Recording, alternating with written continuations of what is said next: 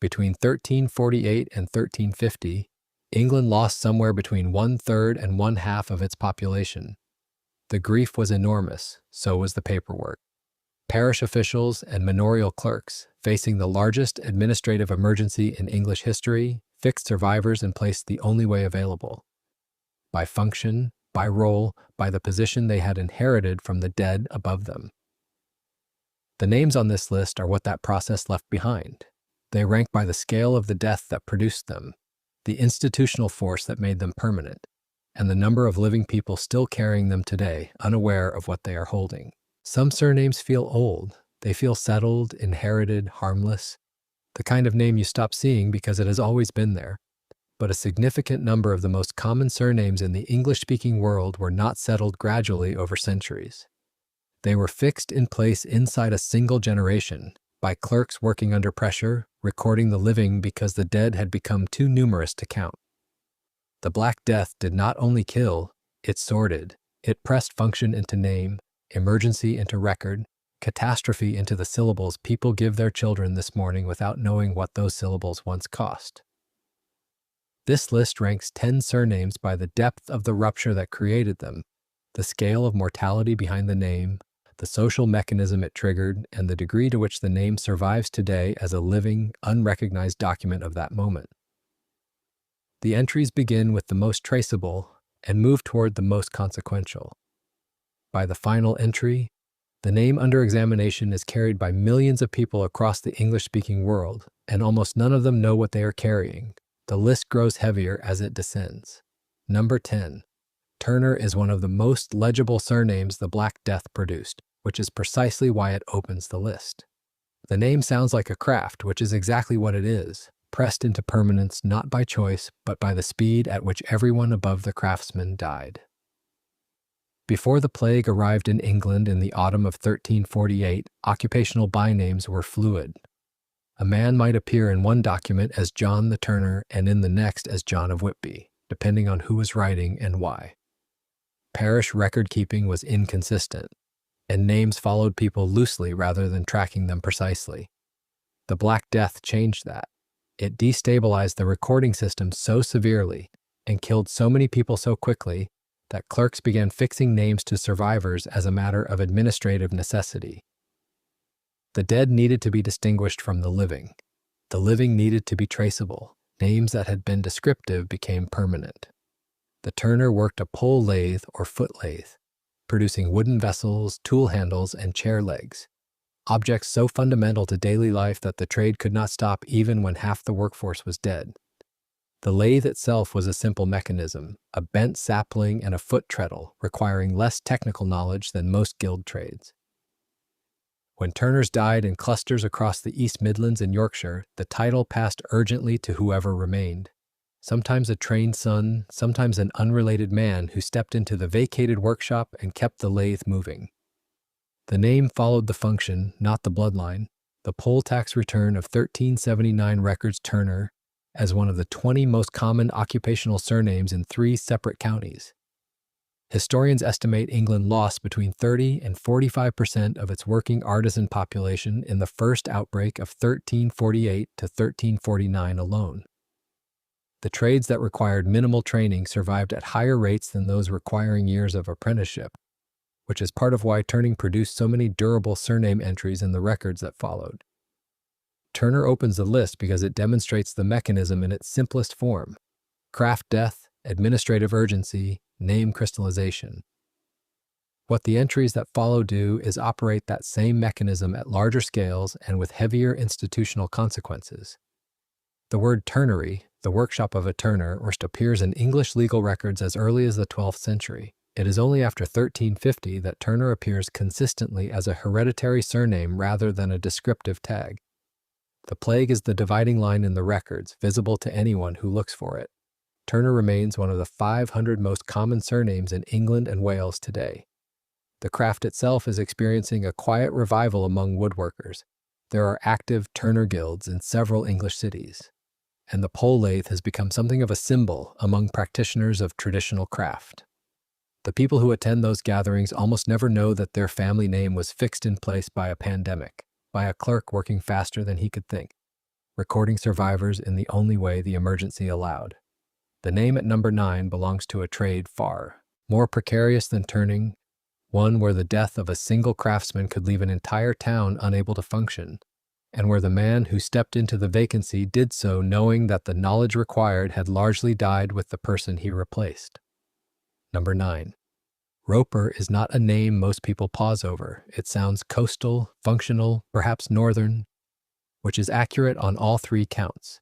When the last rope maker in a port town died, there was no margin and no delay. Ships could not be rigged, wells could not be drawn.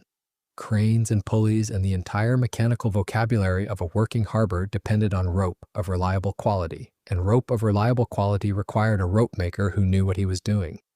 The man who stepped into that vacancy carried the urgency of the moment forward into his family name, and the name has been moving through the world ever since without most people knowing what it once meant to hold it.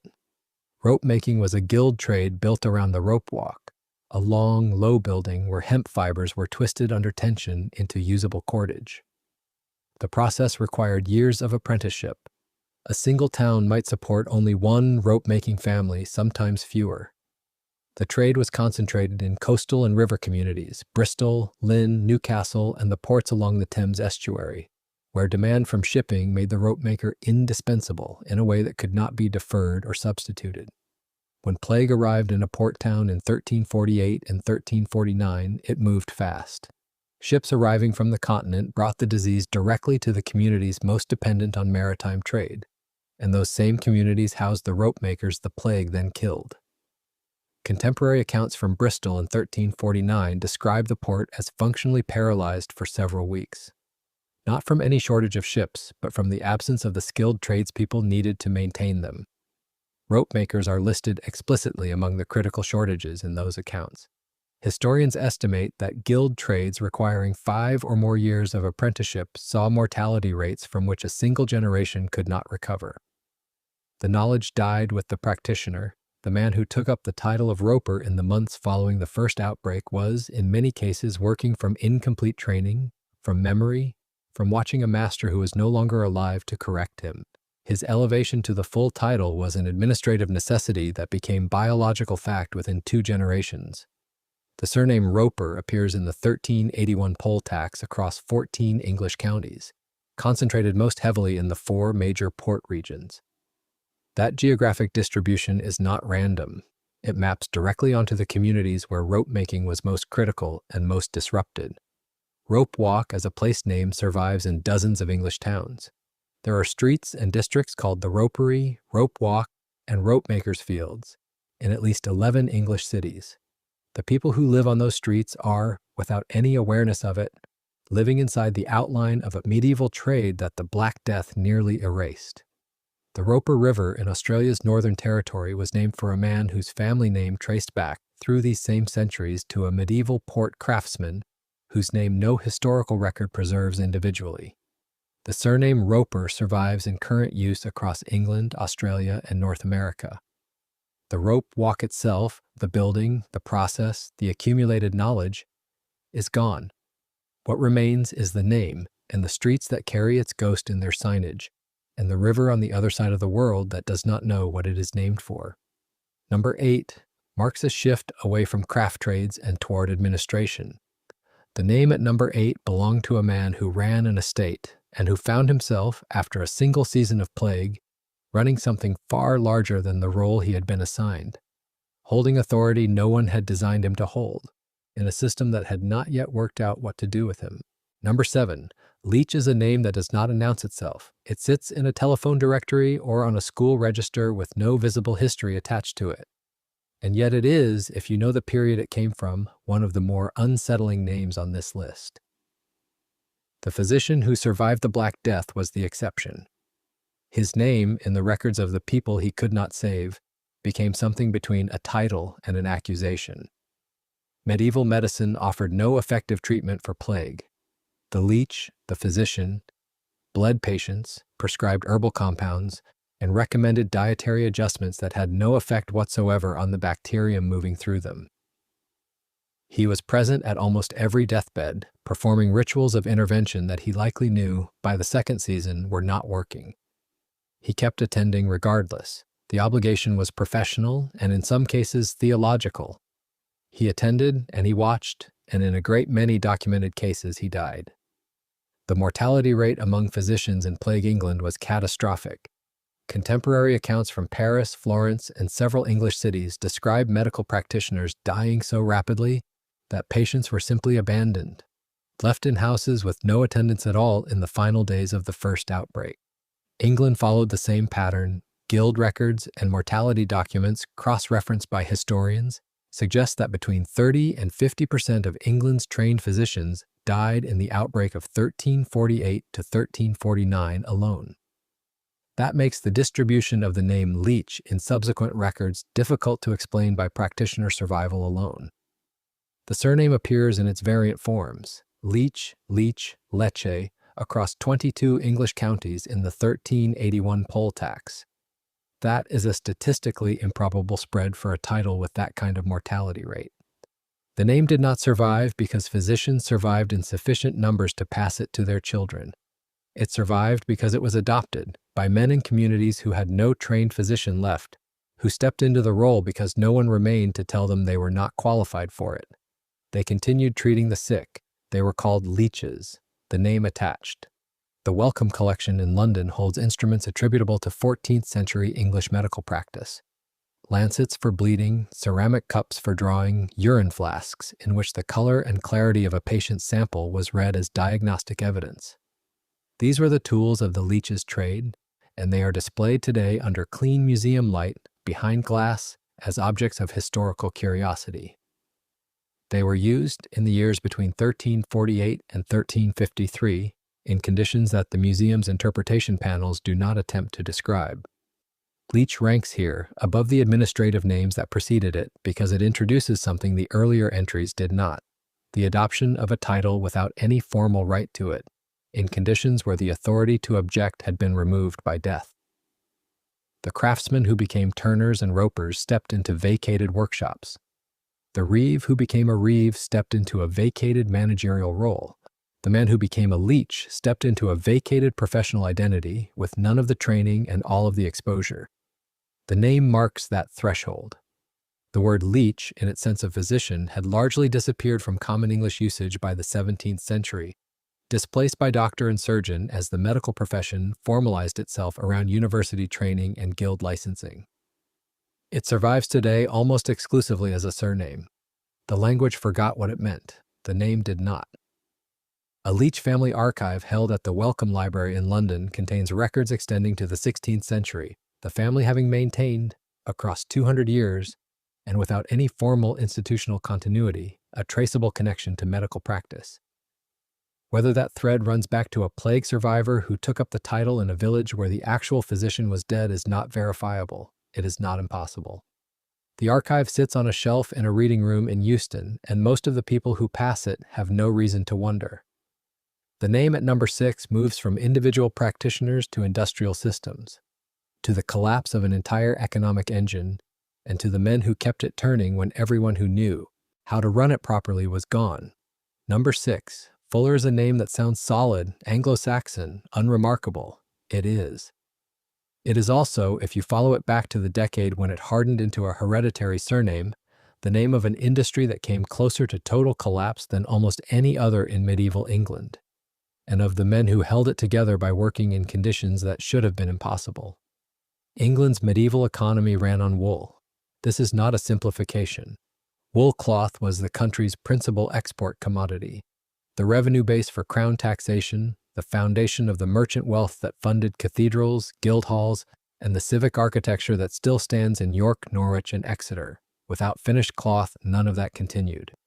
And without fulling, there was no finished cloth. Fulling was the industrial processing stage that transformed woven wool into sellable fabric. The cloth was beaten and washed repeatedly under pressure to tighten the weave, raise the surface nap, and produce the density that buyers in Flanders and Italy were paying for.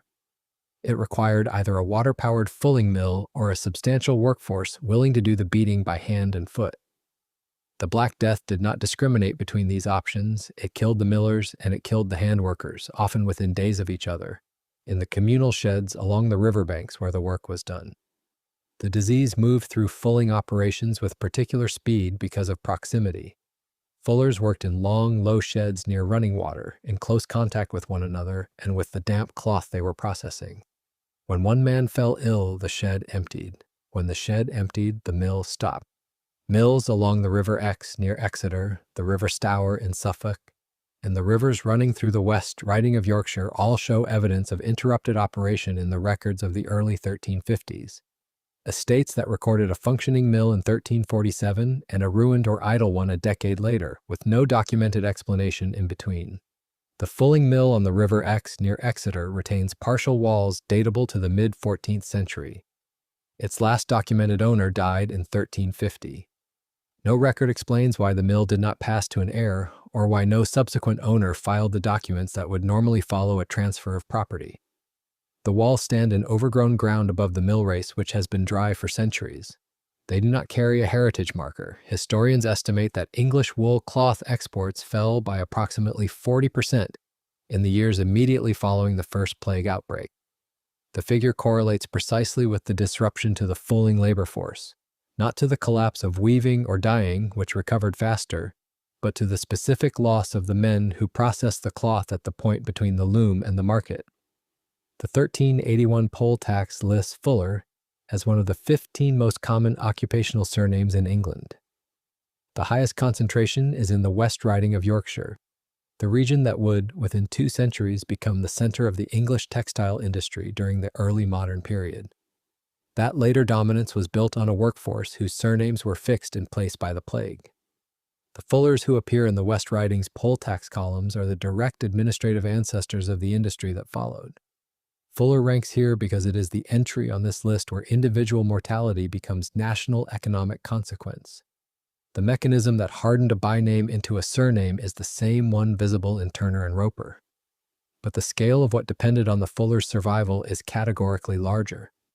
The name marks the threshold between personal loss and systemic failure. The surname Fuller, the surname Walker, and the surname Tucker all refer to the same trade. They are regional dialect variants of the same occupational title, Fuller from the Latin, Tucker from the West Country, Walker from the North, fixed into 3 separate surnames because 3 separate regions experienced the same catastrophe and reached for the word they knew. All 3 are among the most common surnames in England today. Walker will return at number 1, where the scale of what that name contains becomes fully visible. The ruins of several 14th century fulling mills survive in the English countryside, most of them without markers, several on private land with no public access. Fuller remains a common surname across England, North America, and Australia. The fuller's earth, a mineral clay used in the fulling process to absorb lanolin from raw wool, still carries the trade name in its geological classification. It is listed in mineralogy references and sold in garden supply shops. Almost no one who buys it knows what it was originally for, or what it has in common with the name on the bag. 5 entries remain, and the names grow heavier from here. If this is the kind of history you want more of, subscribe to Origins Archive. Every list goes this deep. Number 5. Ward is one of the 40 most common surnames in England today. It sits on electoral rolls, school registers, and office directories without drawing any attention to itself, which is precisely what makes it worth examining. The name began as a legal emergency, pressed onto men who were handed orphaned children and dead men's land in the same document and told to manage both without preparation, without precedent, and without any clear indication of when the emergency would end. Under medieval English law, when a landholder died leaving a minor heir, the heir's land and person passed into wardship.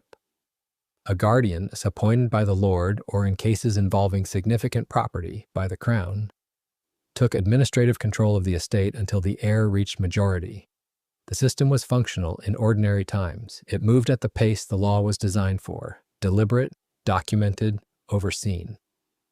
The Black Death did not move at that pace.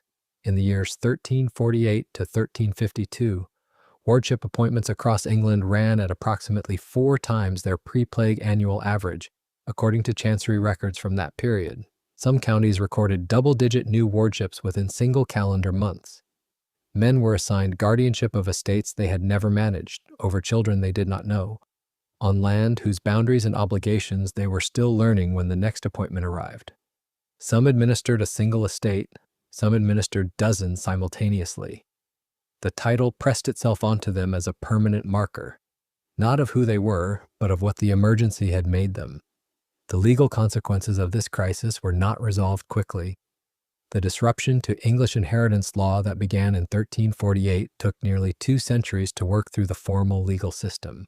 Historians of English law, including the scholars Sir Frederick Pollock and Frederick William Maitland, writing in the 19th century, identified the post-plague wardship crisis as one of the root pressures that eventually produced equity jurisdiction. The body of law administered through the Court of Chancery, which developed specifically to handle cases the common law courts could not manage fairly. The Statute of Uses, passed in 1535, was in part a response to the contorted inheritance arrangements the plague had set in motion.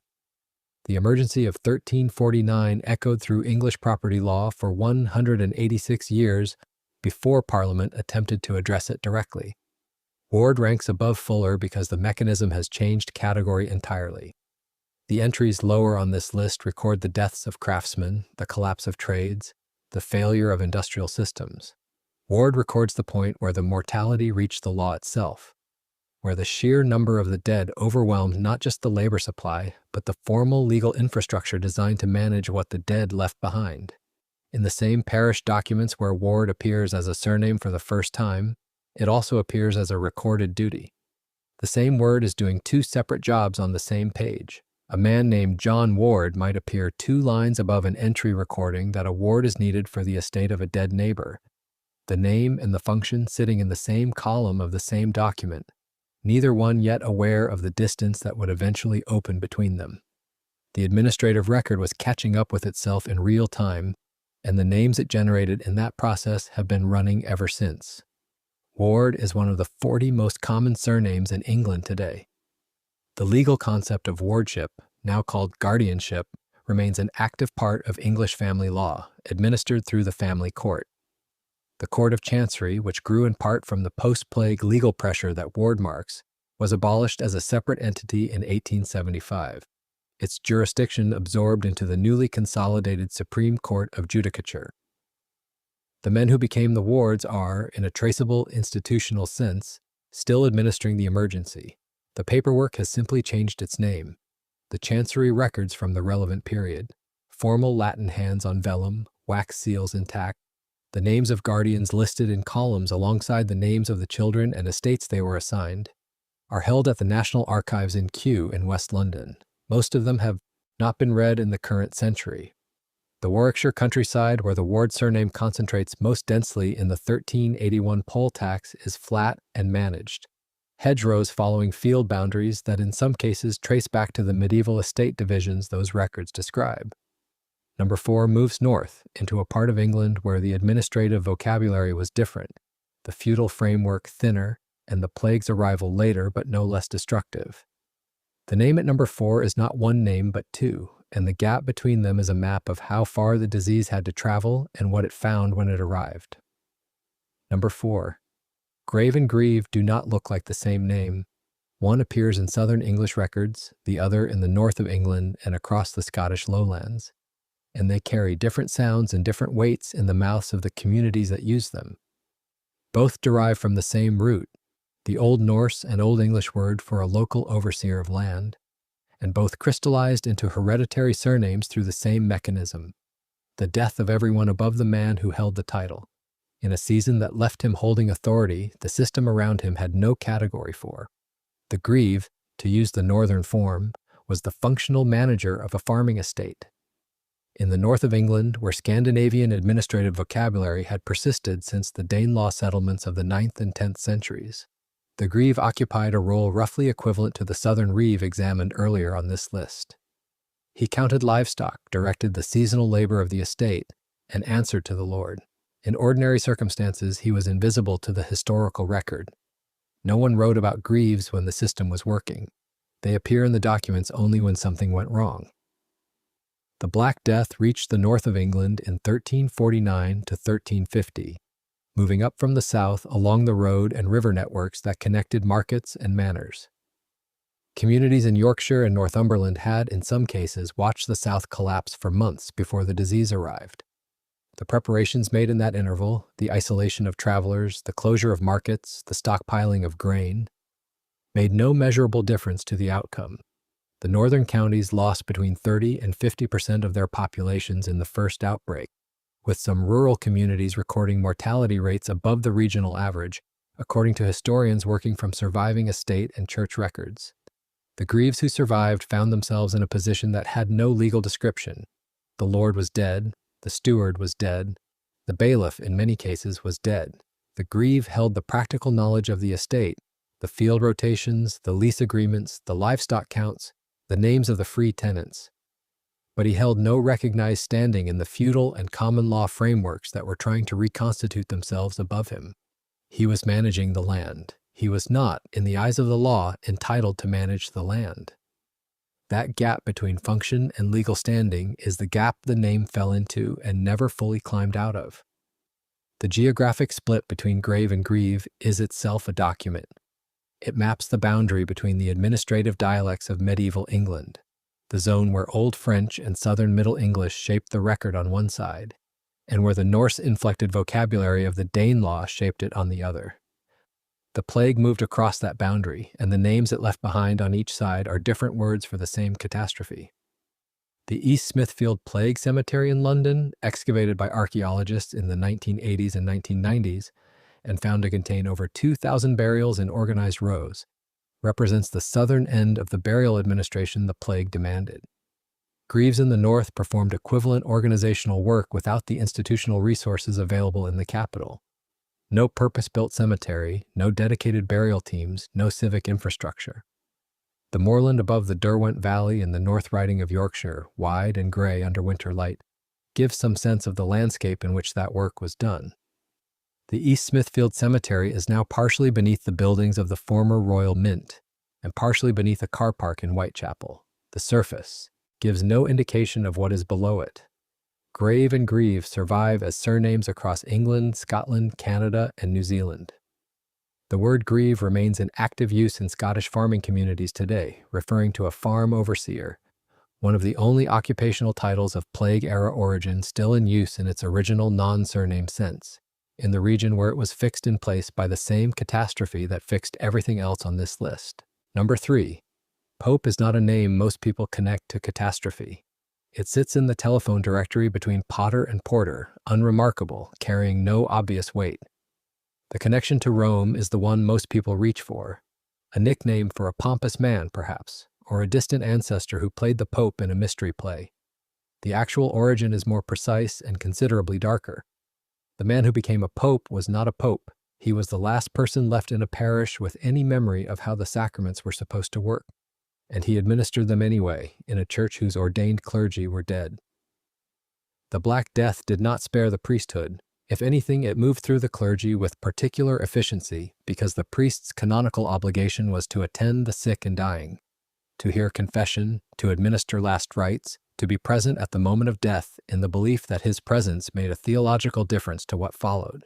That obligation placed him in direct and repeated contact with the most infectious people in his community. Some priests fled. The records note this: tersely, most stayed, most died.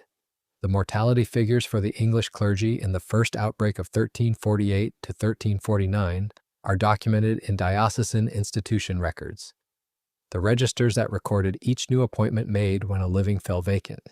In normal years, a diocese might record a handful of new appointments. In 1349, some English dioceses recorded the institution of new clergy at rates 10 to 15 times higher than their annual average, as one replacement priest died and was replaced by another who then also died within weeks. Some dioceses lost between 40 and 60% of their ordained clergy across a single year. In some rural parishes, every ordained person was gone before the summer ended. The church anticipated this. Emergency guidance circulated through the dioceses acknowledged that a layman could hear confession when no priest was available, that the obligation of the dying to confess did not lapse simply because the infrastructure had collapsed. What the guidance could not resolve was the question of who, precisely, that layman should be, or what authority he held once the immediate emergency was over. In communities where every ordained minister was dead, someone had to bury the bodies, record the baptisms, and maintain the register. Someone had to keep the institutional memory of the parish alive until a trained cleric could be found to replace it. That someone became, by default, the supreme local ecclesiastical authority. He was called, in some records with apparent seriousness, and in others with evident irony, the Pope of the parish. The Lincolnshire Parish Register, dated 1349, is one of the clearest surviving documents of this transition. The entries from the first half of the year are written in a practiced clerical hand, regular spacing, confident Latin, the strokes of a man who had been writing this kind of document for years. At some point in the summer of that year, the hand changes. The second script is less confident, the letter forms less regular, the Latin occasionally uncertain. That second hand continues for approximately 3 years before a trained cleric resumes the record. 3 years of a parish's births, deaths, and marriages recorded by a man who was not a priest, in a document that has been sitting in a Lincolnshire archive ever since without anyone putting a name to the person who wrote it. The Diocese of York recorded the formal appointment of temporary lay parish administrators in at least 47 parishes between 1349 and 1351.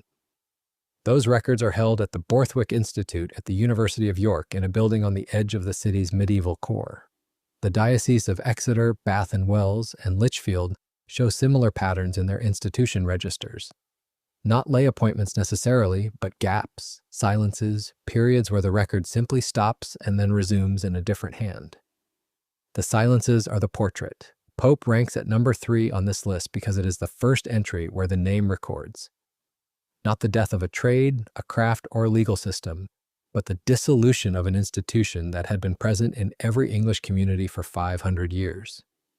The church did not vanish, but its local presence, the ordained priest, the administered sacrament, the physical continuity of the parish as a functioning ecclesiastical unit, was erased in some communities so completely that a layman with no training and no authority stepped into the gap and held it for years. The name records that erasure.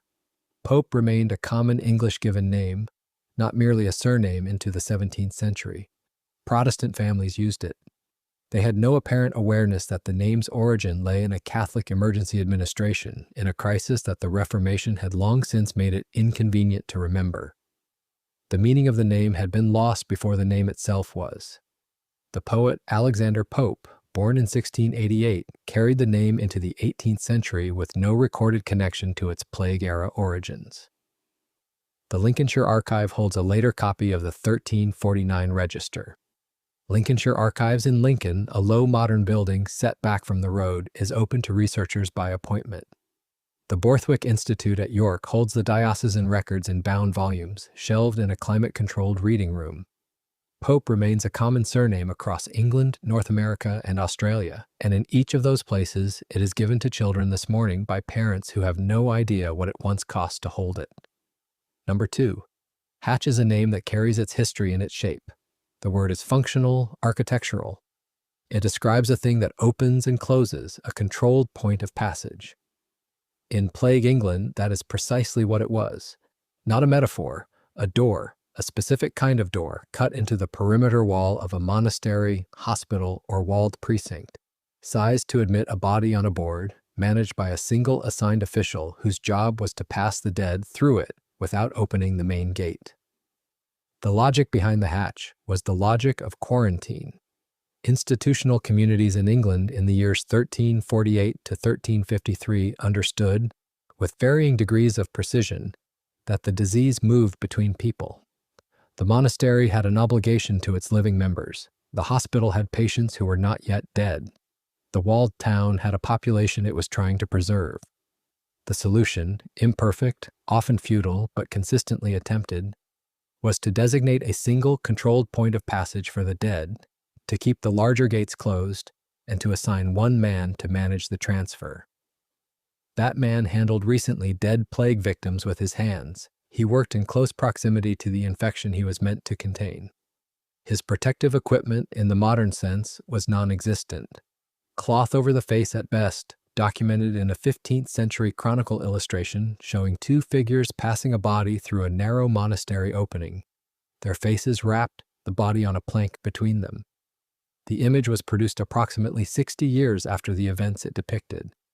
The fact that it was produced at all suggests the memory of the hatch, and the men who operated it remain vivid across 2 full generations.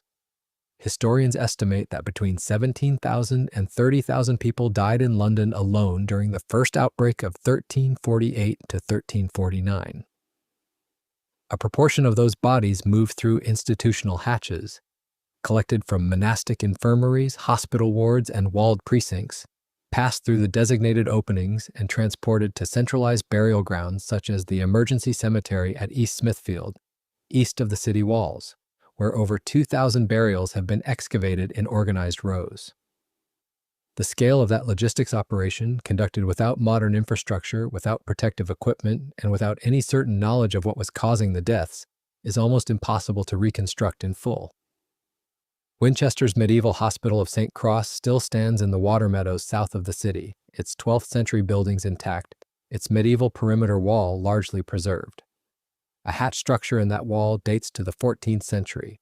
It is not marked as plague-related. The heritage interpretation at St. Cross focuses on the hospital's almshouse function and its ancient tradition of the wayfarer's dole, a small ration of bread and ale still offered to visitors at the porter's lodge. The hatch in the wall is on the route visitors walk to reach the gatehouse. Most of them pass it without asking what it was for. Hatch ranks at number 2 because it is the most physically direct name on this list. Every other name on this countdown records a function, a trade, an administrative role, a legal appointment, an ecclesiastical emergency. Hatch records an act, a specific physical act performed by specific men, repeated tens of thousands of times over 3 years, in conditions that killed a significant proportion of the people performing it. The name is not abstract, it is the weight of a body on a board passed through a narrow stone opening in a wall, in the dark, by a man whose name we do not know individually but whose function we are still carrying. The place name Hatch survives in Hampshire, Somerset, and Hertfordshire, hamlets, lanes, and districts that carry the word without any reference to the plague. The surname Hatch is in current use across England and North America. St. Cross Hospital in Winchester is open to visitors most days of the year. The hatch is in the wall. The name above the number 1 entry on this list is carried by more people than any other name here. And if you know what it means, it tells you more about the scale of what the Black Death took and what it left than any document in any archive. Number 1.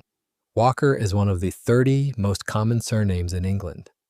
It appears on school registers, electoral rolls, and office directories across every English-speaking country in the world without drawing any particular attention to itself. It sounds like movement. Purposeful, forward, unremarkable. Almost no one who carries it knows that it is, if you read it correctly, a census of the dead, not a metaphor for one.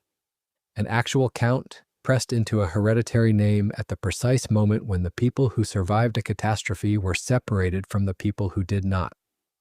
The walkers were the men and women who fulled wool with their feet. Fulling, the process of beating and washing woven cloth to tighten the weave and raise the surface nap, was carried out in 2 ways in medieval England. In the South and West, it was increasingly done by water-powered fulling mills, machines that beat the cloth mechanically using wooden hammers driven by a wheel in the current. In the North and East, particularly across the West Riding of Yorkshire and the cloth counties of East Anglia, it was still done by hand and by foot. Workers standing in long wooden troughs filled with cold water and wet wool, treading the cloth hour after hour, walking in place until the weave closed and the fabric thickened into something a merchant in Flanders or Florence would pay for. The work required nothing except a body and the willingness to keep moving. No guild membership, no apprenticeship, no accumulated craft knowledge that could die with its holder. Before the plague, that made the walkers the lowest status workers in the cloth trade, paid less, counted less, named last when the records mentioned them at all. They were the labor beneath the skilled labor, the foundation nobody looked at. The Black Death changed the arithmetic entirely. When the plague moved through the cloth towns of Yorkshire and East Anglia in 1348 and 1349, it killed without reference to skill or status. The weavers died, the dyers died. The fullers who operated the mills died in the communal riverside sheds where the disease moved fastest.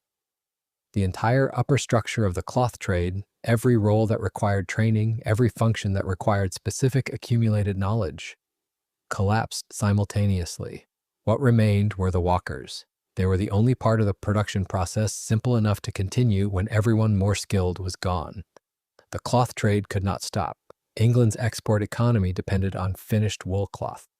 The walkers kept the process moving because they were the only ones left to do it.